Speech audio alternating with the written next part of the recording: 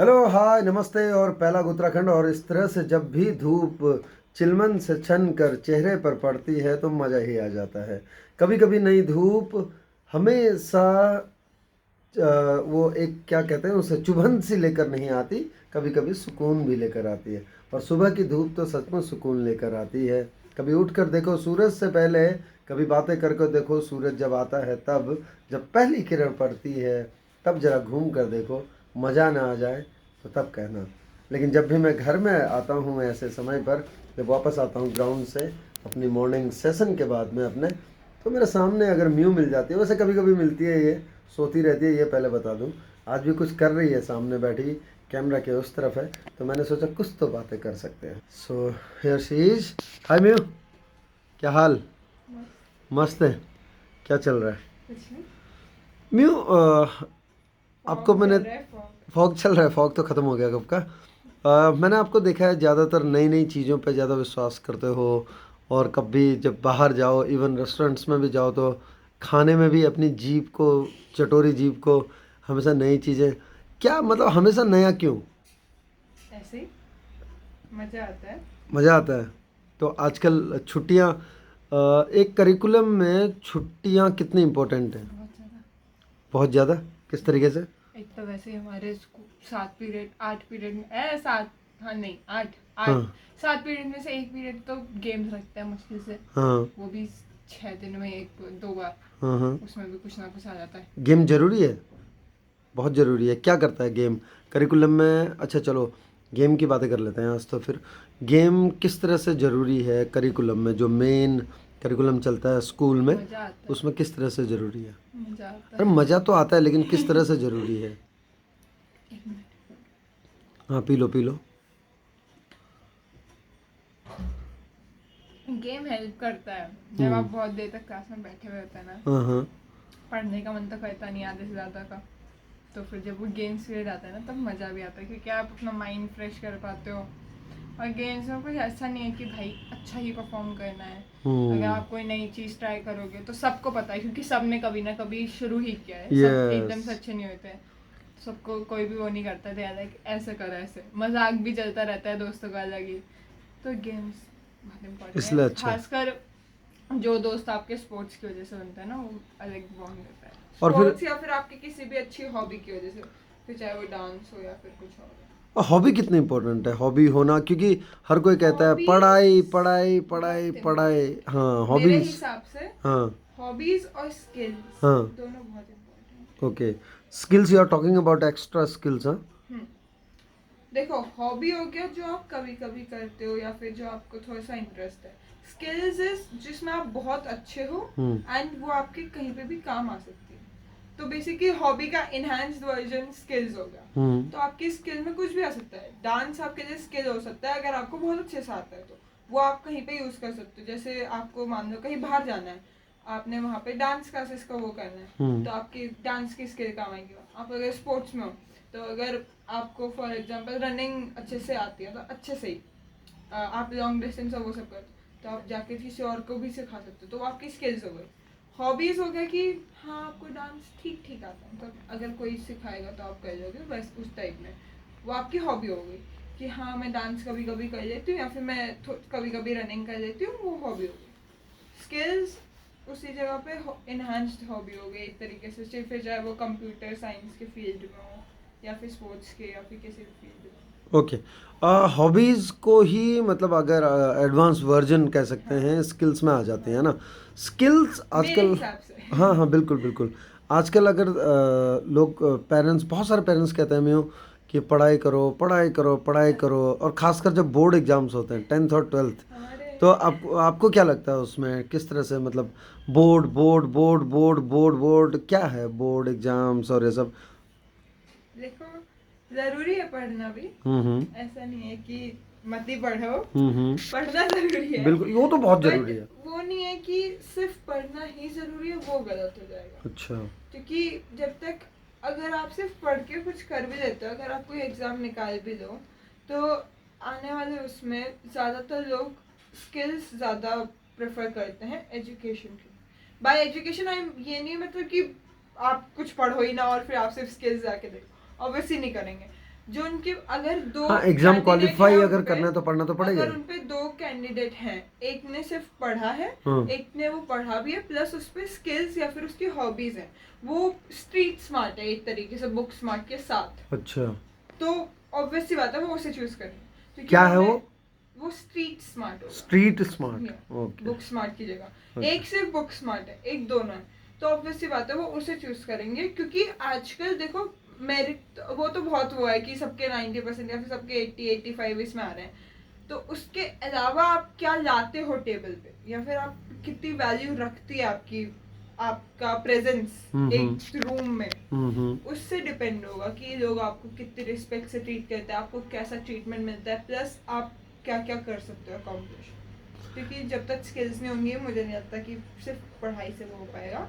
Skills is very important in, मतलब साथ साथ चलते रहना चाहिए, कि आप अगर पढ़ भी रहे हो तो आप एक साइड एक स्किल को मास्टर कर लो, हाँ, उसको मास्टर कर लेकर। सकते हो, और ज़रूरी नहीं कि आप एक ही स्किल करो, आप छोटी छोटी चीज़ें हाँ, मल्टी हो सारी सकते हैं सब ट्राई पे। कर सकते हो, हाँ हाँ, क्योंकि आप धीरे धीरे, वो नहीं है jack of all trades master of none, but sometimes it's better than one, हमें ओके, हमेशा समटाइम्स आधा इट्स, पढ़ा बेटर देन वन, ओके। तो हमें ना आधा पढ़ाया जाता है ये कोड स्कूल में भी, jack of all trades master of none, तो हम उसकी सिर्फ बैक एंड साइड में व्हाट्स द देखना, complete version of that code? मुझे अच्छे से तो नहीं पता बट जितना मुझे पता हाँ है, हाँ हाँ हाँ, jack of all trades master of none, but sometimes it's better than one, okay. क्योंकि सिर्फ एक ही स्किल पे अगर आप फोकस करोगे तो हाँ मैं आप पहली बार सुन रहा हूँ अच्छे ये, हो पता सकते है, हैं। मैं पहली बार सुन रहा हूँ।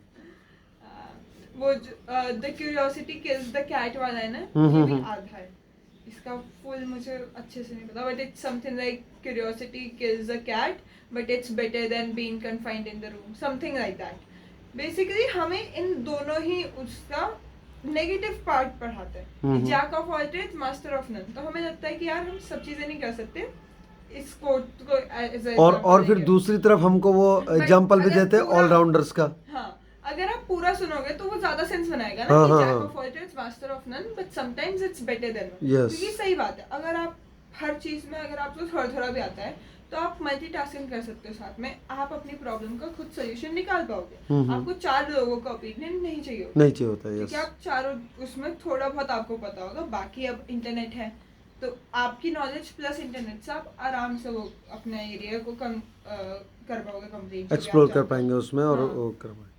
तो इसलिए आजकल मैं थोड़ा कोड्स एंड वर्ड्स पे ध्यान दे रहा हूँ। ओके। और कितना ज़रूरी है आजकल का जो न्यू जनरेशन आ रही है, आपने हॉबीज और उसकी बात की, स्किल्स की बात की, बट एक स्किल है रीडिंग, है ना? What's your thought on that कि एक तो ये होता है कि मोबाइल से पढ़ना या लैपटॉप से पढ़ना, एक होता है reading books with those fascinating book marks and all, है ना? फिजिकल कॉपी, हाँ, वो सब क्या क्या क्या लगता है आपको, क्या लगता है जो Books read न्यू करनी जेन जी चाहिए। खासकर जो आ रहा है? हाँ, बुक्स रीड करनी चाहिए। अब ज्यादातर जेनजीज एंड ऑल, मतलब ज्यादातर लोग इन जनरल समटाइम्स मतलब बटी हुए हैं, कुछ फ्रिक्शन पढ़ते तो नॉन फ्रिक्शन। हाँ हाँ, वो तो देखो आपको कुछ नॉन फिक्शन बुक्स तो आपकी होनी चाहिए टॉप पर, क्योंकि जैसे है क्योंकि जो वो नॉन फिक्शन बुक्स है वो बेसिकली लाइफ लेसन या फिर वैसे होंगी। अब डिपेंड करता है आप कौन सी बुक्स अपनी टॉप पर रखना चाहते हो, वो डिसिप्लिन के बारे में हो सकती है, मॉरल वैल्यूज़, या फिर अगर आप वुमेन हो तो वुमेन के बारे में कुछ बुक्स होती है टॉप 5 एंड ऑल दैट, वो आपको ऑनलाइन मिल जाएगा अगर आप रिसर्च करोगे तो आप अपने टेस्ट के हिसाब से कोई भी टॉप मतलब 2 से 3 या फिर 5 डिपेंड करता है आपकी रीडिंग हैबिट कितनी है, उसके हिसाब से उसके रेशियो में रख लें। फिर फ्रिक्शन अगर आपको पसंद है पढ़नी तो पढ़ लो, क्योंकि बुक्स पढ़ना तो बुक्स पढ़ना हो गया ना। और फिर बात आई डिजिटल बुक्स की, तो डिजिटल बुक्स तब अच्छे हैं जब आप फिजिकल बुक्स नहीं कैरी कर सकते, क्योंकि लाइक आपको ज़्यादा देर स्क्रीन में आप रह भी नहीं सकते। बट अगर आपको डिजिटल पढ़ना पसंद है तो आप उसका कोई ऑल्टरनेटिव ढूंढो, जैसे फ़ोन के मुकाबले लैपटॉप सही है, फिर भी थोड़ी सी स्क्रीन बड़ी हो जाएगी, या फिर आप डायरेक्ट फिजिकल कॉपीज पढ़ो तो सबसे अच्छा है।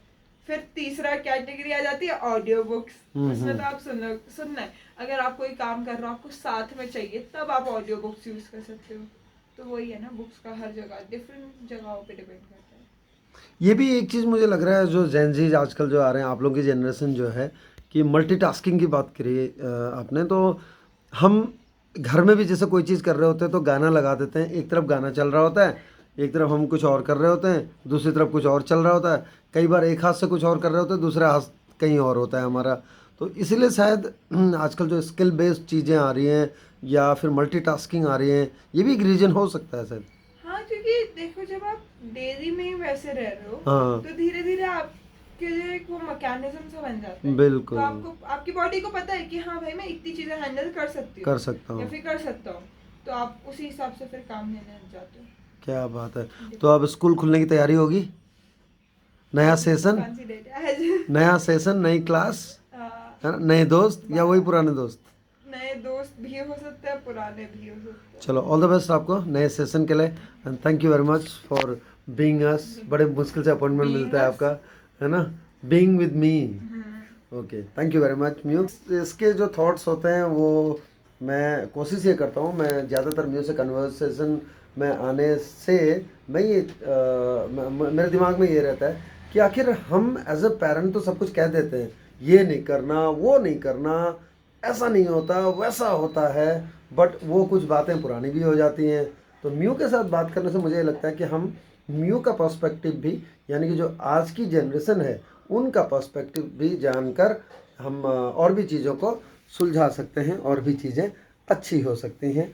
इसलिए मैं बीच बीच में म्यू को थोड़ा सा बटर वटर लगा के बटरिंग वटरिंग करके उसके ना तो आते रहता हूँ बीच बीच में। हमारी कन्वर्सेशन सुनते रहिए, हम तो यूं ही आपके लिए कुछ न कुछ नया और कुछ न कुछ अलग सा लेकर आएंगे। आपको भी इससे मेरे ख्याल से मदद तो मिलेगी यार, ज़रूर मिलेगी, है ना। सो फिलहाल नए सेशन में जा रही है म्यू, नया कुछ करेगी तो फिर आपके बीच फिर आएंगे कुछ न कुछ अलग सा लेकर, चटपटा सा लेकर, या यूँ ही मजाक मजाक में कुछ बातें करने।